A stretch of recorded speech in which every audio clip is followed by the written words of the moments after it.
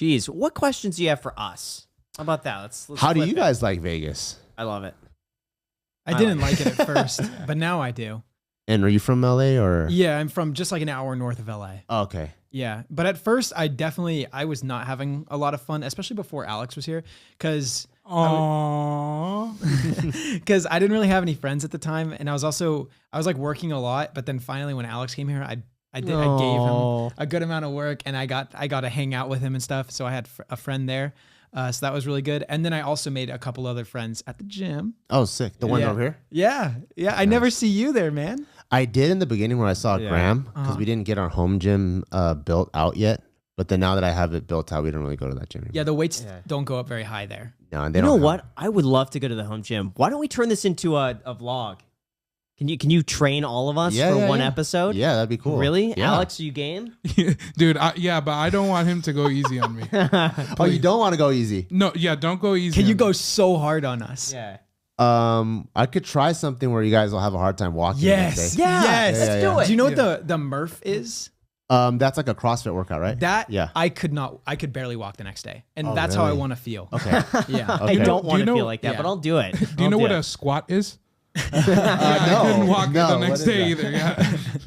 Yeah, I wanna that do would that. be so cool. That would be super fun. That's a good plug for the Family Vlog channel. We'll link to it down below in the description. We'll do one episode where all three of us go in and you just give us a beating.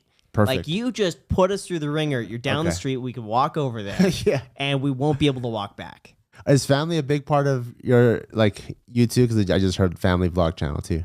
Well, I meant family vlog as in like all of us. We call it this the family, but it's Jack, myself, Alex, Macy, Ramsey, and the puppy Bailey. Oh, cool. So it's all of us. Is like the family. That's awesome. We have like a work family going on. Yeah. No, that's great. Yeah. Did you know Graham before Vegas, or like were you guys working? Yeah. together back I've in been LA? working with Graham for maybe like 2.5 years Yeah. now. And I was just a fan. I reached out and then started working together. And then I moved in with him in LA, and then we both moved here to Vegas together. Yeah. That's cool. Yeah. One of these days, we got to go over Jack's emails. I'm only going to get the details. One of these days. He sent me like 8 emails and just following up, and I just didn't respond to any That's of them. awesome. And it was just like the first email was like an intro. The second email was like, hey, maybe you didn't see this email. I'm bumping it up. Third email is like, hey, I'm just showing you I'm still here. And he kept doing that for months. And then email like 7 or 8 came around. And I remembered I was in the car driving home, and I was just overwhelmed with Facebook emails. And Jack said, I'm willing to do anything. Just let me know what it is. I don't want money or anything. Just tell me what to do. And he put his phone number. So I'm like, okay, you know what? Let me see if he's really down for anything. Yeah. He's going to go and copy these Facebook emails. And it's like 8 to 10 hours of just like the most menial, boring work of just sitting there, copy for like 8 hours. And I told Jack, hey, if you want to do this, you don't have to do it. Feel free to do it. If you want to do something. And he did it like that night, the whole thing. And so the next day I was like, wow, this is pretty good. So I just wanted to thank him by like just taking him out to a dinner and just chatting. And we had a good dinner, and I was trying to figure out like how could I implement Jack. And I was like, you know what, my emails are pretty busy. So he starts going through my emails and just forwarding over the most important stuff. And then we had the idea to do, I think maybe I had just started this. The second channel. Yeah, the Graham Stephan Show. Yeah. And so I told Jack, hey, I'm just throwing up some like extra content on here. I want to do phone calls like Dave Ramsey does. Can you just go through and pick the emails that you think are the most interesting, and then I'll just go and talk to them for the channel? Jack did that. He went through hundreds of emails. We're like, these are the 3 best people. They're coordinated for 9 a.m., 9:30, and 10. Just call these numbers at these times, record it, and then you're good. And I taught Jack how to edit the video. He started editing, and then now Jack was telling Alex now how to edit and stuff like that. So, but yeah, then a year later, Jack moved into the guest house, and we went full time on it, and that's led to this. I really respect that, because like I think for like a lot of the like some of the questions that I get, they always ask like how do I like pursue what I want. And a lot of people, they start at one, like I called for this job, or I submit this resume, and they don't hear back, and then that's it. And I don't really think you can get anywhere in life like that. Like if you really want something, you have to send 8 emails. Yeah. Like our COO for our fitness brand, Barbell Brigade, very similar story. And now like he's about to be like a partner of the brand just because he's been around for so long. But so he's been around for with us for 8 years now. But when we first opened our first physical gym, he would send emails all the time. And I would see this email from like Aaron, and I'm like, this guy's writing like the most lengthy emails. Like, I don't know what the hell I'm doing. We're just opening this gym. I'm like, so I would just skip them over and over. And I would just see him one come in every single week. Hey, I have this idea for the gym that I think we could be doing or whatever. Or I think we could do this for the brand. And I'm like, all right, whatever. And then one day I came out of the gym. And this is our first location. It's only like 1,700 square feet. And I see this guy just sitting in the front, like after he trained. And then he was like, hey, I'm Aaron. I'm like, cool. And I didn't really put two and two together. Yeah. And then he was like, I'm the one that has been writing you like the emails. I'm like, oh, shit. Okay, cool. Like, nice to meet you. And he was like, hey, I really want to just set up a meeting with you because I have some plans that I want to go over through my mind that I would love to like present to you. And I actually wrote like this 10-page like business plan of how I think the gym should be operating. I'm like, what? So I'm going to set up a meeting. He brings like a pretty much a presentation of like certain protocols that he thinks we should be doing, certain things that he feels like we're vulnerable legally, like all kinds of stuff that I was just like, damn, I need someone with this kind of mind on my team. And we couldn't really afford him at the time because, you know, like me and my wife's goal at the time was just to have a break-even gym. Yeah. So for him to leave his job, we're like, we can't afford you. So we worked on like kind of like a tiered like pay scale where he would just work on our stuff part-time. And this started off in like 2013. And then he kept going and going. He was able to quit his job. And then now he's like literally like my right-hand man in the business. And it started with him writing these super long emails like every single week. Why didn't you get back to him in the beginning? Just too many emails? Well, it's like there's ones that are like serious ones. And then there's ones that like you open the email, like the title says like, hey, I'm like your biggest fan. And you click it and it goes, fuck you. I'm like, oh, no. Oh, okay, cool. So, you know, you kind of get jaded reading different emails too. Yeah. So some of them you just don't know what's real, what's right. And then so like to kind of like cut through the noise, you do need, you know, that like persistence. You got to show it. Got it. Yeah. And then also then when you meet them in person or when you finally like are able to have that opportunity to meet face to face, like you already know what kind of person they are. Like they're willing to get after it, you know? So I'm like, okay, cool. If you're willing to get after this, then when it comes to startups or any other type of business, like you need to be really about what you're trying to chase. And so I know that you can apply that to this because in business, if you're working for yourself, like you can't really take no for an answer for anything, you know? Yeah. Yeah. It's very similar. It reminds me of Alex, your YouTube video. So, dude, you just like embarrassing all. What? Oh, yeah. Never mind. I thought you said like embarrassing all. I thought you were gonna say the thing I brought. Oh, well, we'll talk about that too. Thanks for reminding me. I wasn't gonna bring that up, but now we will. So Jack and I wanted to have a third person come on the team. So our idea originally, it did not go over well, was to ask people to make a YouTube video, explaining to us why they should come work with us. And in the video, we wanted to make a point that like, hey, it's not going to be glamorous work and you're going to be expected to do anything. I mean, not like legally, of course, but like Jack's example was that you would be willing to do Jack's laundry. Okay. And people did not like that. They did. They got upset. They got really upset. Yeah, hate comments with lots of likes on the comments too. Yeah, I can't believe they would be paying someone to sit, do Jack's laundry. They're like, what is Jack, a king? Does he think he's like a pharaoh? They thought it was demeaning work. Wow. Yeah. And it's just weird because to Graham and I, it made sense. We posted this thing unlisted, you know, we made it public or whatever. And we thought to ourselves, this is totally normal. We didn't think anything of it. Like that's asking someone to be your assistant and do laundry, like we didn't think, we thought pick up Bailey's poop and pick up Bailey's poop. We literally thought to ourselves like, oh yeah, that's fine because we would do that. I would do it. If it's something that you want, you'll put anything on the line for it. You will do whatever it is. Like I don't know. So we didn't think anything of it. Some people did. Obviously, they're the ones that didn't get the job. Lol.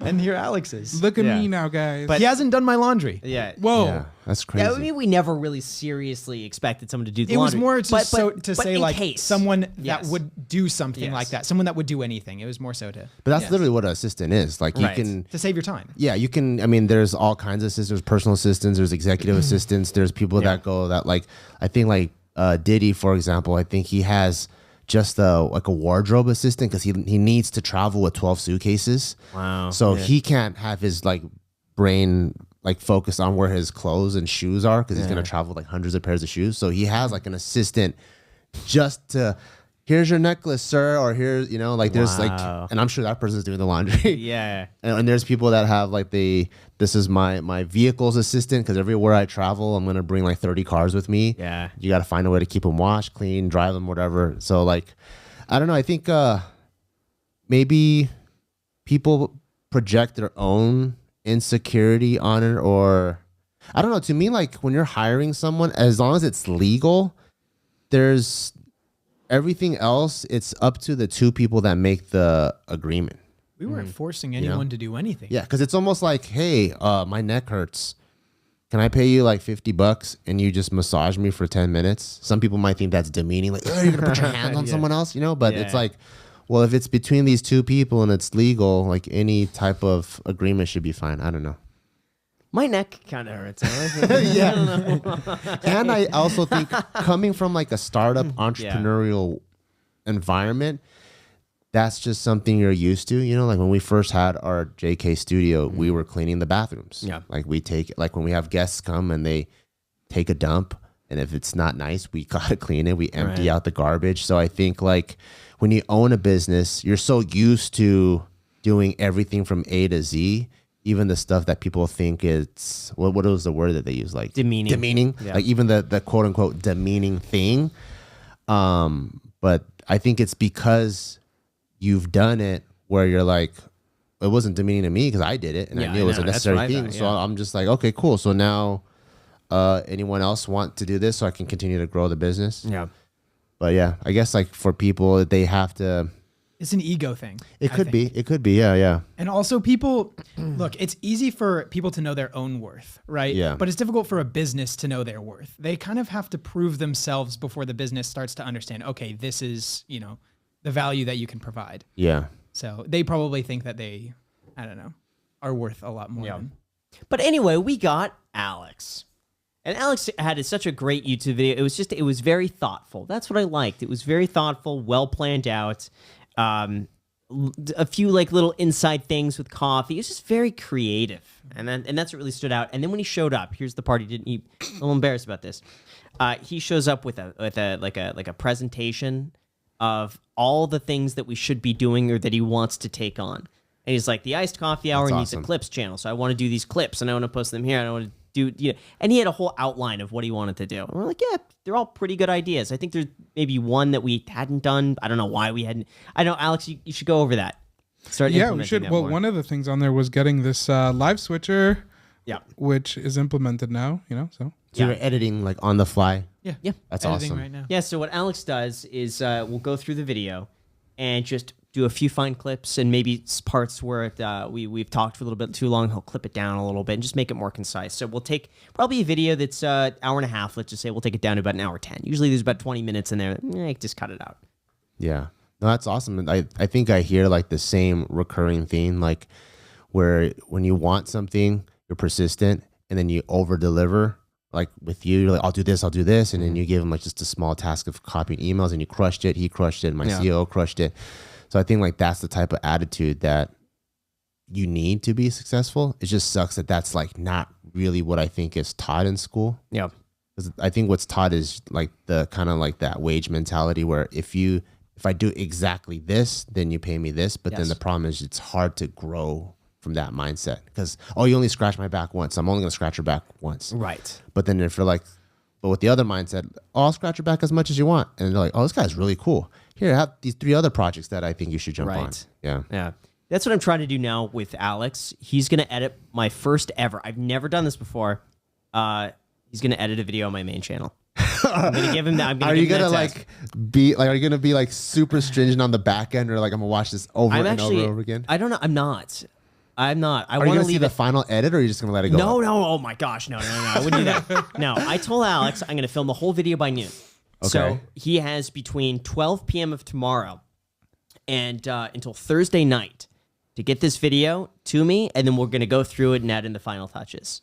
So by Thursday night, it's done. So he has 36 hours to I'm going to leave it up to him. How long does it take you usually? I could probably edit this video. It's going to be B-roll intensive. I could probably do it in 5 hours, maybe 6 at the most. So you feel like you're giving him more than enough time? Yes, I do.